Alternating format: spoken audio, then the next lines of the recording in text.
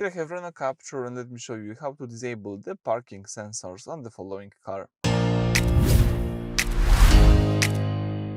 So at the very beginning, let's start by using the home screen. Then from the home screen, you need to use this car icon at the top right corner of the screen. So here you've got Multisense Comfort menu. Let's choose here the driving assistance, the first section. And as you can see from driving assistant, you can go to the last section, which is the parking. And here we've got the information about the parking sensors you are using right now: the front, side, and the sound. As you can see, if you would like to disable all the sensors, let's just disable them.